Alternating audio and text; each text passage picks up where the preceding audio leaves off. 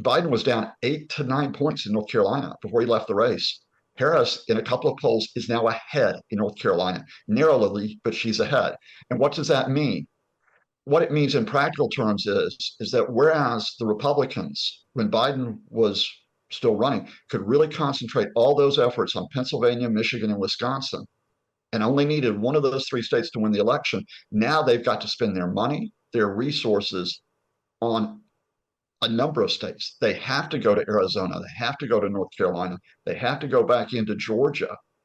And with Harris bringing in much more money than Trump is now because of the donor enthusiasm, that means the Trumpists could be spread thin in trying to basically combat the momentum that she, at least at the moment, has. From Scott Lucas, a professor of American Studies at University College Dublin's Clinton Institute. Good morning, Scott. Good morning to you, James. There was a lot of talk about Kamala Harris's need to define herself because, this is the biggest speech of her career. Yes, she's very famous, but not necessarily that well known to many voters. Did she do a good enough job of defining herself? I think we'll find that out in the days to come, and indeed in the months to come all the way up to November. But in terms of the speech, James, I think just as the Harris campaign hasn't put a foot wrong since she became the candidate on June 21st, July 21st, I think that she did not put a foot wrong last night in terms of bringing herself forward.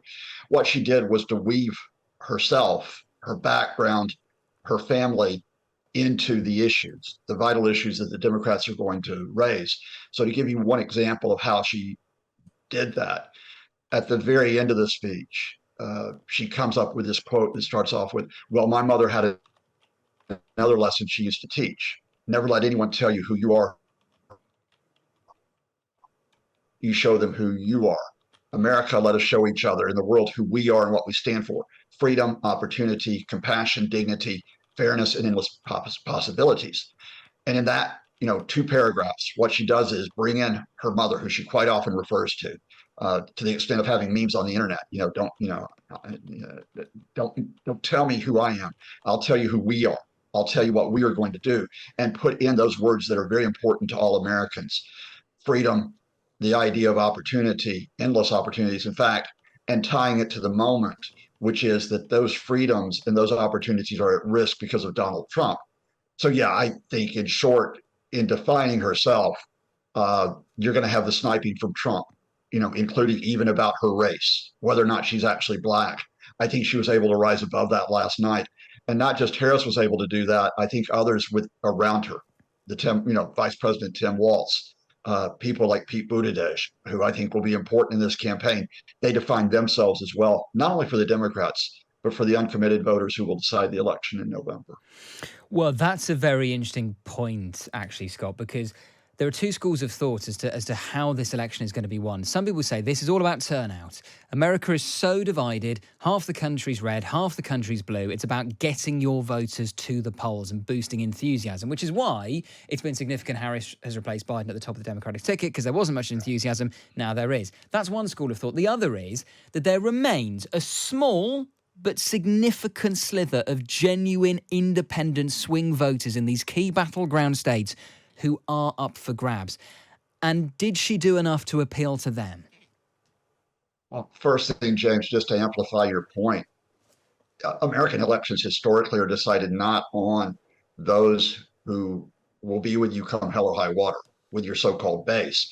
They are decided on those independent or swing voters in the center, and they're not just a sliver. This is really, really important.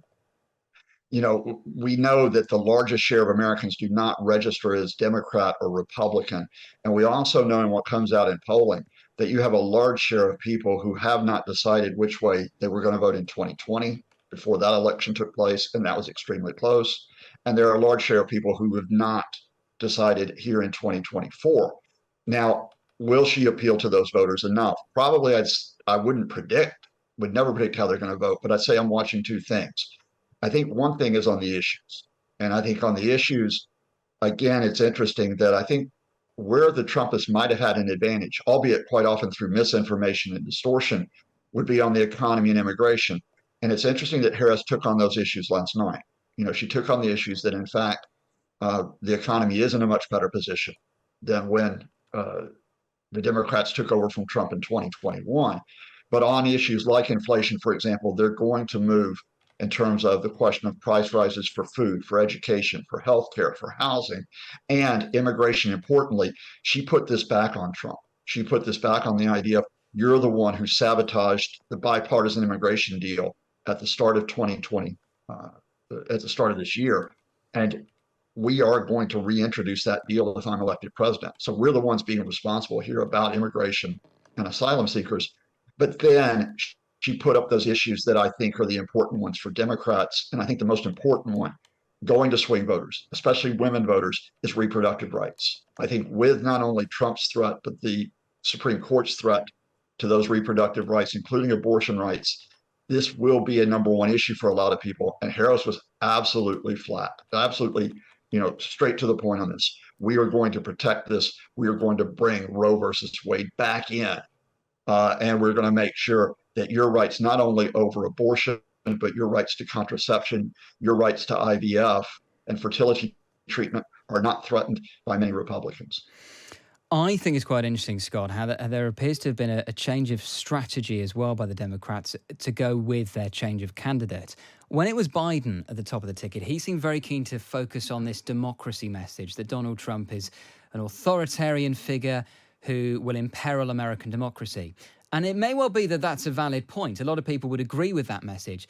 But I always thought, well, look, people who think that aren't going to vote for Donald Trump anyway. They made their mind up after January 6th. There are no swing voters who are yet to decide what they think about Donald Trump and his relationship with democracy. Instead, it seems like Kamala Harris is focusing far more on traditional bread and butter issues, the economy, issues like abortion. And is that the right approach in your view? Well, I think to add to what they've done on issues, I think you've got a really good point here that the Harris campaign had picked up on. And that is that in focusing on Trump and that very real threat to democracy, the threat to the United States system, something that is embodied in this Project 2025 that you and I have talked about before, they continue to refer to that. But in doing so, there's a risk that you build Trump up too much, that you build him up as being very capable, albeit malicious. So what they've done is they played up the threat while actually trying to diminish Trump. And you actually used one of the quotes last night that I think will be one of the headline quotes today, which is the extremely serious consequences of an unserious man. In other words, this is a man who, along with his vice presidential pick, J.D. Vance, in the words of Tim Walz, Harris's vice presidential pick, they are weird dudes. They can say very unusual things, for example, about childless cat ladies. They can go off on rambles that make no sense. They can lie and lie and lie. They can big themselves up, especially as men trying to talk down to women. But at the same time, those men, as weird as they may be, as unserious as they may be, they are a threat if you give them power. And I think it's a combination of the two, because the Democrats are very conscious of what happened in 2016. They're very conscious that the Hillary Clinton campaign made a horrible, maybe decisive mistake in going after Trump's voters and in calling them deplorables. You don't go after voters. You don't go after those individuals who vote for a variety of reasons. You go after the candidates, but you don't make the candidates supermen, especially when they are far from super in so many ways. And on that note, Scott, just to round off, what is your sense of the state of the race? Because I was very struck. I was speaking earlier on to James Johnson, the pollster, co-founder of the polling firm JL Partners. They do a lot of American polling now. He said, absolutely, the momentum of this race has shifted. Kamala Harris has been gaining ground on Donald Trump. But he still thinks his gut and some of the data is telling him that maybe Trump is still about 2 points ahead nationally. That Trump is still, for the time being at least, a nose ahead. Is that your sense of things? I agree broadly that the Democrats have the momentum, primarily through a positive campaign, a campaign that looks forward as opposed to the very negative insult politics of Trump. But it's still a toss-up. Now, that saying it's a toss-up, saying Trump is 2 points ahead nationally, which is actually not true. I mean, it varies from poll to poll. But you hit it right. You have to go to those 7 states that are important. So if we have just a minute, let's just break them down very carefully. The 3 states Democrats must win. And if they do win them, they will win the Electoral College by 270 to 268, are Pennsylvania, Wisconsin, and Michigan. Biden was down 4 to 6 points in those states when he left the race on July 21st. Harris is ahead by 2 to 4 points in Michigan, by about 2 points in Wisconsin, and Pennsylvania is a toss up. But what has changed even more significantly, and one of your callers, John, pointed this out a few minutes ago, is the states beyond that. Uh, we're talking about states that the Democrats won in 2020: Arizona, Georgia, Nevada, and a state that Trump won, North Carolina, in 2020. And what has happened here? In Nevada and in Georgia, Harris has closed the gap. She is still slightly behind in those states, but she has closed the gap. She is ahead in Arizona. And as John pointed out, that's hugely significant, given that it had not voted Democrat for almost 30 years in 2020. And that when it did, it was decisive, as well as those other three states, the Rust Belt states. But here's what I found most striking. Biden was down 8 to 9 points in North Carolina before he left the race. Harris, in a couple of polls, is now ahead in North Carolina, narrowly, but she's ahead. And what does that mean?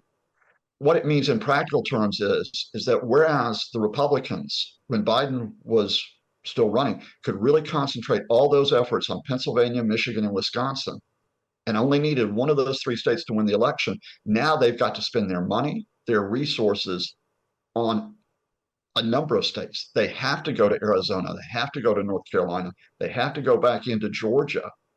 And with Harris bringing in much more money than Trump is now because of the donor enthusiasm, that means the Trumpists could be spread thin in trying to basically combat the momentum that she, at least at the moment, has. Scott, always great to get your insight. Thank you so much for joining us.